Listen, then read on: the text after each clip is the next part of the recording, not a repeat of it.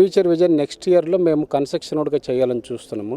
డెఫినెట్గా next year మా land awareness అనేది కన్స్ట్రక్షన్లో కూడా ముందుకు అడుగులు వేస్తున్నామండి. మన దగ్గర కొన్న వాళ్ళకు కన్స్ట్రక్షన్ చేసి ఇస్తున్నాము. మనం సిటీలోనే అపార్ట్మెంట్స్ కూడా ప్లాన్ చేస్తున్నామండి.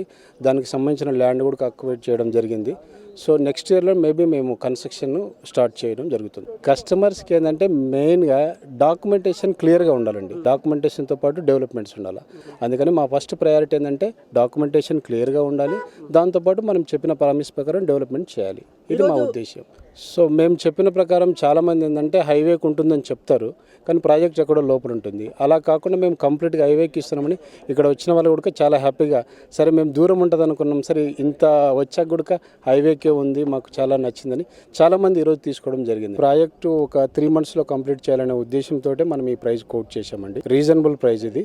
దీన్ని నెక్స్ట్ ఎక్స్టెన్షన్ చేయాలనేది మన కాన్సెప్ట్. అందుకని ఈ ప్రాజెక్టు మనం 15,000లో క్లోజ్ చేస్తున్నాము. వితిన్ 3 monthsలో ఈ ప్రాజెక్టు మేము క్లోజ్ చేయడం జరుగుతుంది. ఆ పోర్ట్ కనుక కంప్లీట్ అయిందంటే చాలా ఎంప్లాయ్మెంట్ అనేది ఉంటుంది సార్ అదాని గ్రూప్ వాళ్ళది. సో ఆ పోర్ట్ వస్తుందనే ఉద్దేశంతో ఇక్కడ రేట్లు కూడా ఆల్రెడీ పెరిగాయి.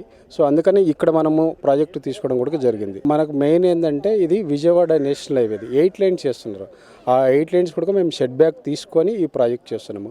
నియర్ బై ఏంటంటే చోటుపల్ టౌన్ ఉంది. చోటుపల్ తర్వాత ఎంఎస్ఎంఈ పార్క్ ఉంది. 200 కంపెనీస్, అది నాన్ పొల్యూటెడ్ ఇండస్ట్రియల్ ఏరియా ఉంది. దానికి ముందు దండుమాలారం ఉంది.